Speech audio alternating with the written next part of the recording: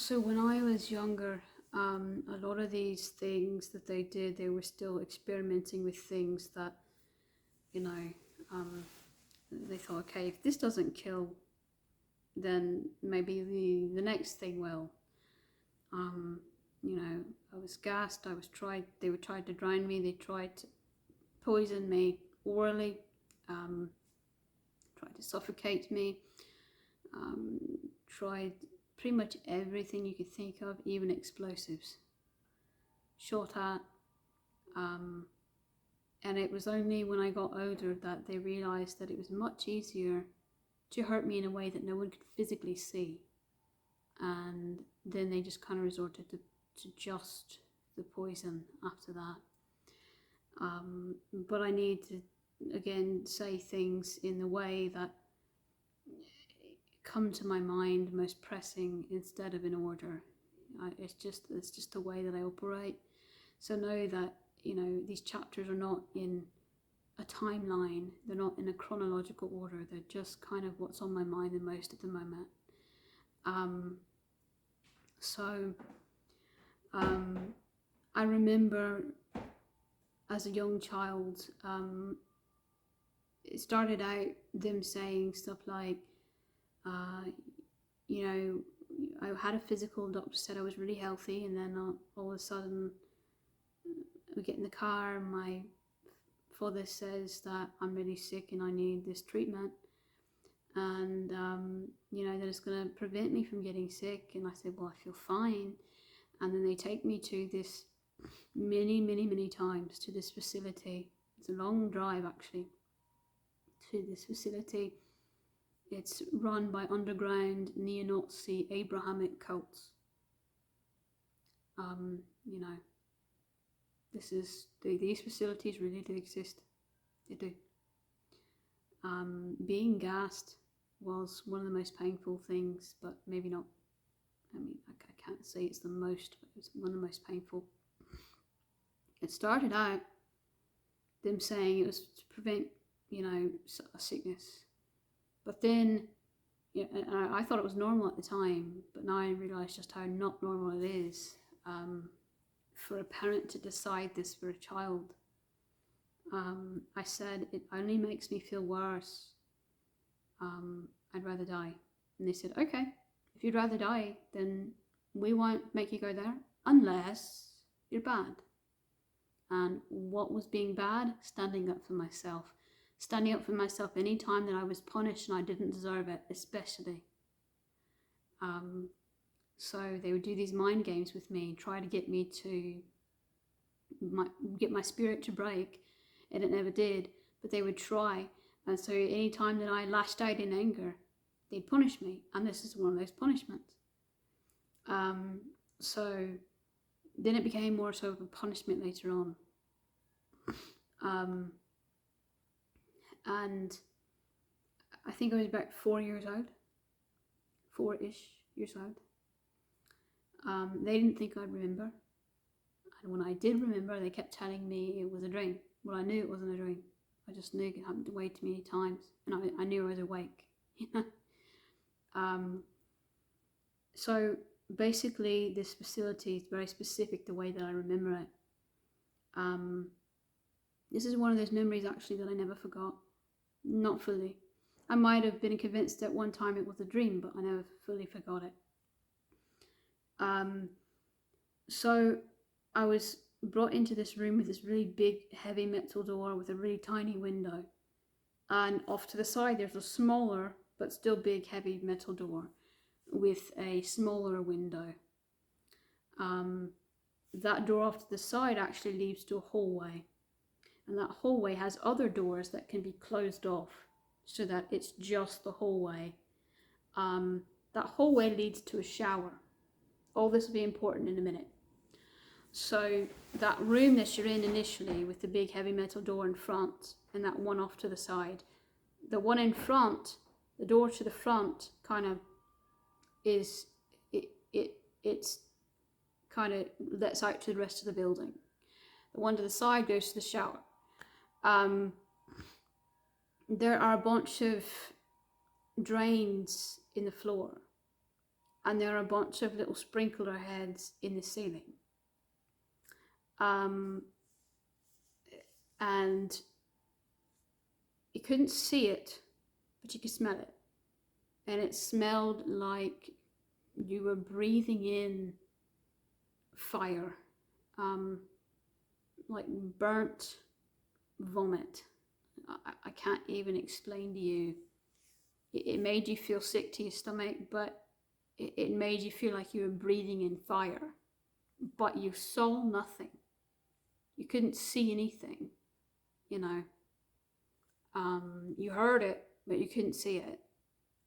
And, you know, I would go like this, and I was told to strip of my clothing, and, you know, I had a towel, and I put the towel around like that, and then they wouldn't even let me have the towel because, you know, they didn't want me to breathe through the towel. They wanted me to breathe in that poison, that gas. And so I kind of just imagined a safe little bubble, safe to breathe in, you know.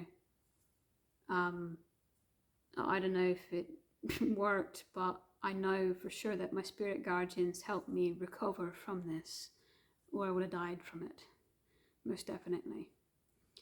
I remember I could barely breathe by the time the rain from the ceiling came, which was those little sprinkler heads.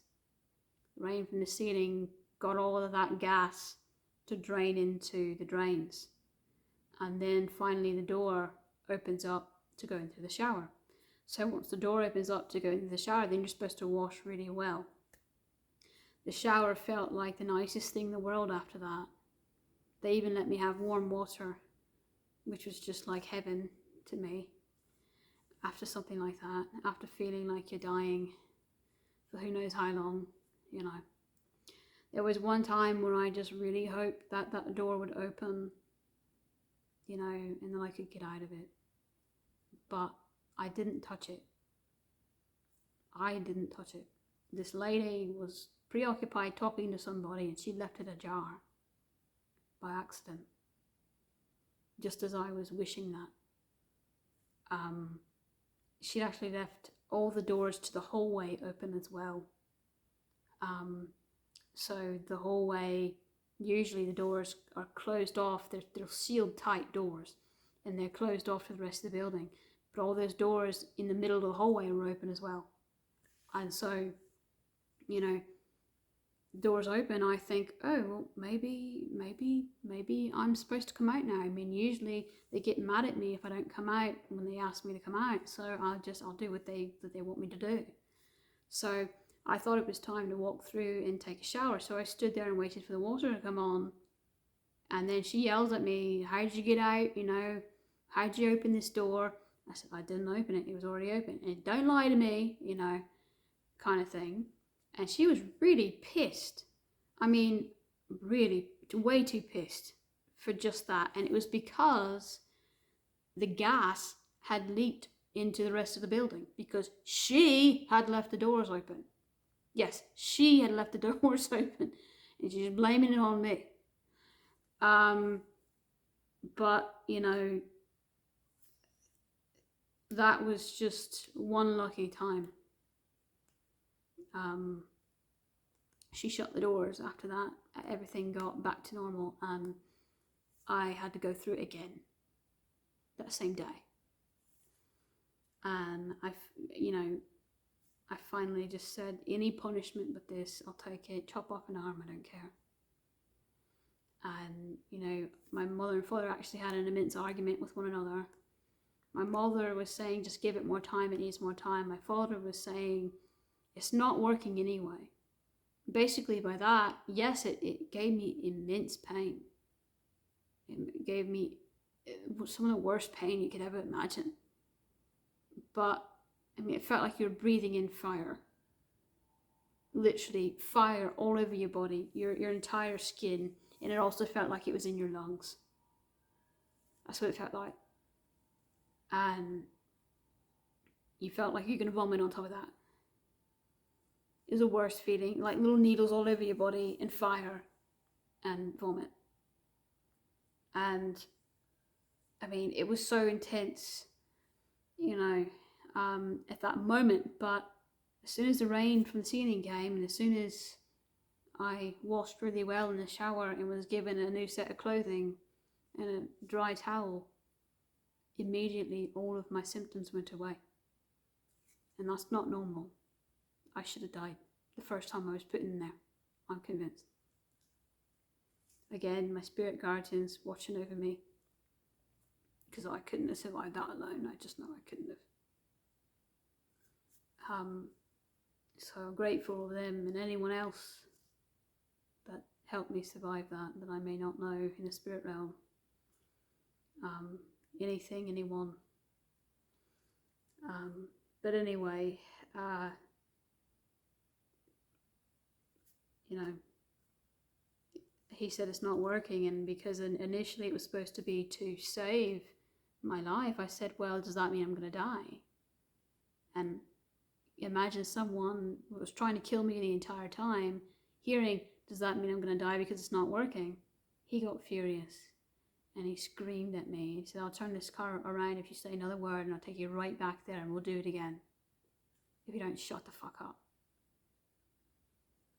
So I shut the fuck up. And, you know, something about she's going to remember soon. You know, she's getting too old. She's going to eventually have memories. They thought that I was still young enough not to remember, but I remembered every moment of it.